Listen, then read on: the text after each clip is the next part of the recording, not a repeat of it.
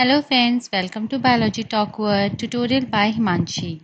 Today I am here with yet another video on the lesson Life Processes of Class 10th Biology. So let's start. First topic is type of circulatory system. हमने एक type का circulatory system we have already discuss that is double circulatory system in humans, जहाँ पे हमने देखा था कि हमारा जो हार्ट है उसमें 2 बार ब्लड पास होता है during one complete cycle. Similarly जो यहाँ पे सिंगल सर्कुलेटरी सिस्टम है, नाम से पता चल रहा है यहाँ पे जो सर्कुलेशन होगा वो सिंगल टाइम होगा। मीन यहाँ पे ब्लड पासिस ओनली वंस पर cycle in the heart. Mean एक पूरी साइकिल में एक ही बार जब आपका ब्लड हार्ट में पास होगा उस टाइप के सर्कुलेशन को हम बोलते हैं सिंगल सर्कुलेटरी सिस्टम और सिंगल सर्कुलेशन। इसके एग्जाम्पल है आपको फिशेस में देखने को मिलेगा। फिशेस में basically you have 2 chambered heart, जिसमें से एक ऑरिकल होता है, एक वेंट्रिकल होता है। तो पर साइकिल में एक ही बार आपका ब्लड हार्ट में फ्लो करता है। नेक्स्ट इज योर एम्फीबियंस के पास आपको 3 चैम्बर्ड हार्ट देखने को मिलता है, जिसमें से 2 एट्रिया होते हैं एंड 1 वेंट्रिकल होता है। Third is in reptiles, most of the reptiles they have 3 chambered heart, but यहाँ पे exception है आपका क्रोकोडाइल का। क्रोकोडाइल के पास 4 chambered heart होते हैं like mammals, out of which 2 are atria and 2 are ventricles. Now the last is double circulatory system or double circulation. This we have already covered in a previous lecture that it is what when blood passes twice through the heart to supply once to the body. इन एक cycle में 2 बार आपका blood pass होता है heart में, उसको बोलते हैं double circulatory system. इसके एग्जाम्पल है आपके बर्ड्स हो गए, आपके मैमल्स हो गए। These are examples of double circulatory system. Now let's study about blood and it component.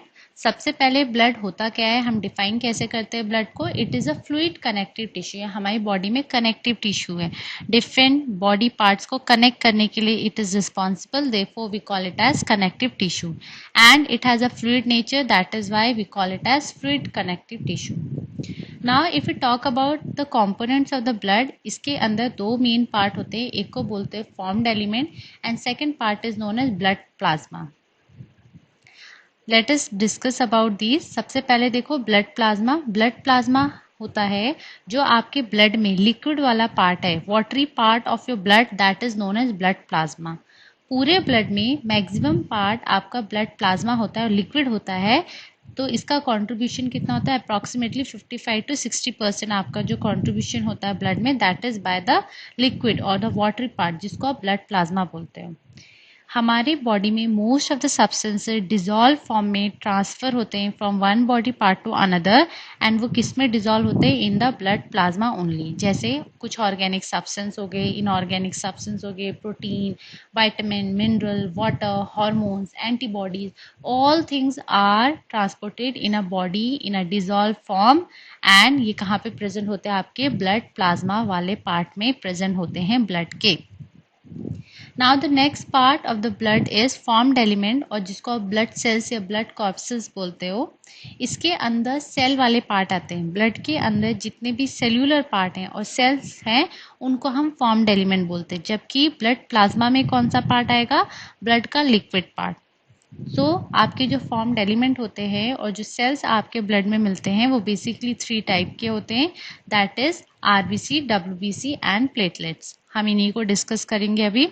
First is your RBC, that stand for red blood cell.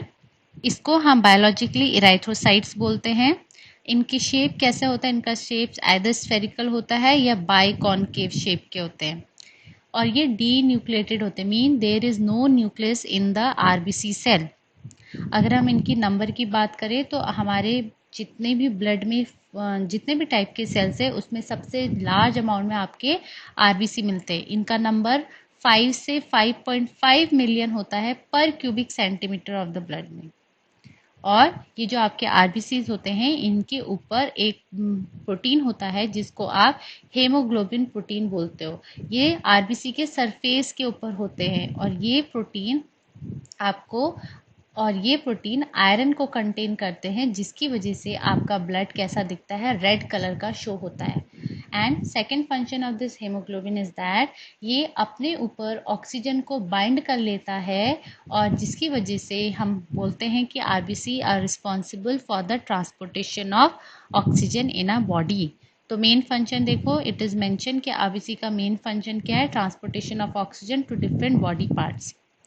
Now if we talk about the average life cycle of RBC, it is 120 days। ये 120 days तक जिंदा रहते हैं। And अगर हम बात करें कि आपका आरबीसी फॉर्म कहाँ होते हैं, they are formed in bone marrow. Bone marrow में ये बनते कहाँ हैं, फॉर्मेशन पॉइंट कहाँ है इनका, जो फॉर्मेशन पॉइंट है वो है इनका बोन मैरो। ये कहाँ बनते हैं, बोन मैरो में बनते हैं। और 120 डेज के बाद इनकी जो डेथ होती है, हमारी बॉडी में एक ऑर्गन होता है जिसको हम स्प्लीन बोलते हैं, तो इस स्प्लीन ऑर्गन में जाके 120 डेज के बाद आरबीसी अपने आप को डिस्ट्रॉय करते हैं। इसीलिए हम स्प्लीन को क्या बोलते हैं, ग्रेवयार्ड ऑफ आरबीसी भी बोलते हैं। यहाँ पे आफ्टर 120 डेज आरबीसी अपने आप को डिस्ट्रॉय करते हैं, कहाँ पे, स्प्लीन में। Now let us study about second type of blood cell, that is WBC, that stand for white blood cell। अगर हम इनका शेप देखें तो दे आर बेसिकली राउंड और एमीबॉइड शेप। एमीबॉइड शेप में आरबीसी के पास अपना कोई फिक्स शेप नहीं होता है। इनके ऊपर न्यूक्लियस प्रेजेंट होता है जबकि आरबीसी में न्यूक्लियस नहीं होता। ये नॉन पिगमेंटेड है, इसके ऊपर कोई भी ऐसा प्रोटीन नहीं होता जो इनको कलर प्रोवाइड करे, so they are whitish in colour. और अगर हम इनकी एवरेज नंबर की बात करें तो ये 5000 से 10,000 पर क्यूबिक एमएम में प्रेजेंट होते हैं ब्लड के। डब्ल्यूबीसी फर्दर डिफरेंट पार्ट में क्लासिफाई होते हैं, like neutrophil, basophil, lymphocyte, monocyte and etcetera. और डब्ल्यूबीसी का मेन काम होता है, it help us in fight against infection, fight against germ, or we can say it help us in fighting against microbes। Now the third type of cell is platelet। Platelets हमारे सबसे smallest cell होते हैं जो blood में मिलते हैं और इनका शेप ओवल होता है। These are also non nucleated, इनके पास भी अपना न्यूक्लियस नहीं होता है और ये इनका मेन काम होता है ब्लड को क्लॉट करना। जब भी हमें वुंड वगैरह, चोट वगैरह लगती है उस टाइम पे जो हीलिंग का प्रोसेस है, ब्लड को रोकने के लिए जो सेल्स हेल्पफुल हैं, they are platelets.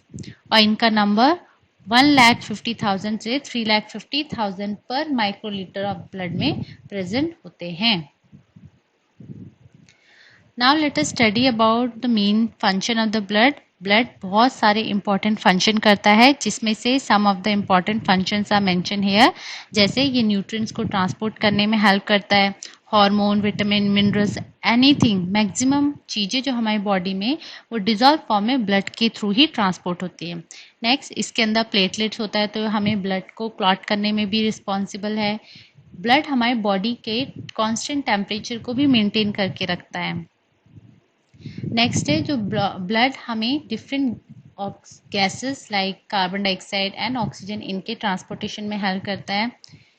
And it also help us in fighting infection and foreign microbes. हमने अभी पढ़ा WBC सेल्स क्या करते हैं, फॉरेन पार्टिकल या फॉरेन माइक्रोब्स को किल करने के लिए रिस्पॉन्सिबल होते हैं।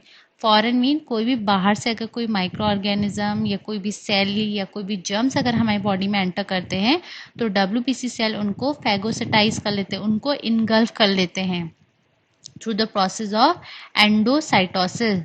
एंडोसाइटोसिस मीन उसको निगल लेते हैं वो, ठीक है।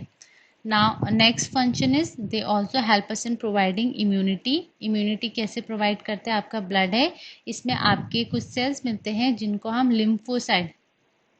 लिम्फोसाइट्स बोलते हैं। तो आपके दो टाइप के लिम्फोसाइट्स होते हैं, B lymphocyte and T lymphocyte. और ये मेजर सेल्स होते हैं जो आपकी बॉडी में इम्यूनिटी को प्रोवाइड करने के लिए रिस्पॉन्सिबल हैं। And the last main function of the blood is it help us in healing of any wound. So these were the examples। Next topic is lymphatic system. जैसे हमारी body में एक circulatory system होता है जिसमें blood का transportation हम पढ़ते हैं, सिमिलरली हमारी बॉडी में एक और सिस्टम होता है जिसको हम लिम्फेटिक सिस्टम बोलते हैं और यहाँ पर लिम्फ का ट्रांसपोर्टेशन किया जाता है। सर्कुलेटरी सिस्टम में ब्लड का ट्रांसपोर्टेशन होता है, लिम्फेटिक सिस्टम में लिम्फ का ट्रांसपोर्टेशन किया जाता है।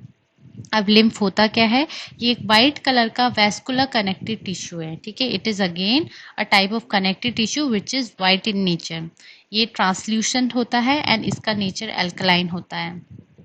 लिम्फेटिक सिस्टम आपके lymph node, lymph vessels and lymph capillary से मिलकर बना होता है और इस सिस्टम का मेन काम होता है आपकी बॉडीज में लिम्फोसाइट्स को बनाना, that is B lymphocytes and T lymphocytes. और ये next function of this lymphatic system is that ये हमारे टिश्यूज को मॉइस्ट रखता है एंड हमारे जो सेल्स में या हमारी बॉडी का जो एक्स्ट्रा सेलुलर स्पेस है, अगर उसमें जो एक्स्ट्रा फ्लूइड है उसको ये ड्रेन आउट करता है। मीन कहने का मतलब है, for example this is a group of cell और we can say this is a tissue. तो यहाँ पर अगर इस टिश्यू में सेल्स के बीच में कुछ एक्स्ट्रा फ्लूइड आ गया है ड्यू टू एनी लीकेज, तो ये क्या करेगा, ये लिम्फ इस टिश्यू में से जो बीच में इसके एक्स्ट्रा फ्लूइड भर गया उसको तो रिमूव करने का काम करेगा, कहाँ पे, ब्लड में ले जाएगा उसे। So this is the main function of the lymphatic system. Now one more thing is there, जहाँ पे आपके बॉडी के जॉइंट्स होते हैं लाइक एल्बो जॉइंट हो गया, नी का जॉइंट हो गया, वहाँ पे इस लिम्फेटिक सिस्टम में कुछ क्लस्टर्स प्रेजेंट होते हैं जिसको हम नोड बोलते हैं, गांठ बोलते हैं, ठीक है। तो जनरली आपके घुटनों में, एल्बोज में ये नोड्स प्रेजेंट होती हैं और इन्हीं नोड्स में बेसिकली आपके लिम्फोसाइट्स बनते हैं। Now let us study what is blood pressure, जिसको हम कॉमनली हम क्या बोलते हैं, we call it as BP. अब ब्लड प्रेशर क्या होता है, सिंपल नाम से पता चल रहा है, प्रेशर जो ब्लड लगाता है और लगाएगा कहाँ पे, या ये आपकी ब्लड वेसल्स पे लगाएगा। अब हमारे पास दो टाइप की ब्लड वेसल्स होते हैं, one is arteries and one is when. तो ब्लड प्रेशर, हम उस प्रेशर को बोलते हैं जो ब्लड आर्टरीज में लगाता है। Remember this, it is a pressure exerted by the blood on the walls of the artery. ये दो टाइप के होते हैं, one is systolic pressure and second is diastolic pressure. Systolic का मतलब होता है कॉन्ट्रैक्शन एंड डायस्टोलिक का मतलब होता है रिलैक्सेशन। जब हमारे हार्ट का वेंट्रिकल कॉन्ट्रैक्ट करता है और उस टाइम पे जो वो आर्टरीज पे प्रेशर लगाता है उसको हम सिस्टोलिक प्रेशर बोलते हैं। और इसकी जो नॉर्मल वैल्यू है एक नॉर्मल पर्सन में, इट इज़ 180 mmHg। और डायस्टोलिक प्रेशर क्या होता है, जब हमारे हार्ट का वेंट्रिकल रिलैक्स कंडीशन में होते हैं और उस टाइम पे जो वो आर्टरीज पे प्रेशर लगा रहे होते हैं उसको बोलते हो डायस्टोलिक प्रेशर। एंड इसकी जो एवरेज वैल्यू है in a normal human, it is 80 mmHg। इसीलिए मोस्टली जो कॉमन पर्सन का अगर हमें बीपी डिनोट करना होता है तो हम उसे 180/80 mmHg से डिनोट करते हैं। 180 यहाँ पे रिप्रेजेंट करता है आपका सिस्टोलिक प्रेशर एंड यहाँ पे 80 डिनोट करता है आपका diastolic pressure. Now see, BP को मेजर करने के लिए we have one instrument which is known as sphygmomanometer. Now let us try to clarify these terms systolic pressure and diastolic pressure with the help of diagram. Let's see, हमने ये diagram discuss किया था। अब यहाँ पे देखो, ये जो वेंट्रिकल पार्ट है, ठीक है, जब ये कॉन्ट्रैक्ट करता है तो आर्टरीज पे जिस प्रेशर से ब्लड फ्लो कर रहा है उसको बोलते हो सिस्टोलिक प्रेशर। जैसे जब आपका राइट वेंट्रिकल कॉन्ट्रैक्ट करेगा तो ब्लड का प्रेशर, ये आपकी क्या है, basically this is pulmonary artery and second is what, this is aorta, ठीक है। ये दो आर्टरीज हैं, you should be very clear कि जो आपके वेंट्रिकल्स हैं they are directly connected with the artery, see this one and this one. तो जब ये कॉन्ट्रैक्ट करते हैं तो हमें पता है कोई भी चीज़ जब कॉन्ट्रैक्ट करती है तो वहाँ पे फोर्स एक्सर्ट करती है। तो during contraction of the ventricle एक फोर्स से आपका ब्लड पुश होता है, ये फ्लो होता है इनटू दीज आर्टरीज और उस टाइम पे इन आर्टरीज में जो प्रेशर होता है उसी को हम बोलते हैं सिस्टोलिक प्रेशर। और इसकी वैल्यू कितनी होती है, it is 180 mmHg in normal person. और जब यही वेंट्रिकल जब कॉन्ट्रैक्ट करने के बाद अपने रिलैक्स कंडीशन में आते हैं, जब ये रिलैक्स हो जाते हैं उस टाइम पे जिस प्रेशर से ब्लड आपके इन आर्टरीज में फ्लो कर रहा होता है उसको बोलते हो डायस्टोलिक प्रेशर और इसकी नॉर्मल वैल्यू इज 80 mmHg।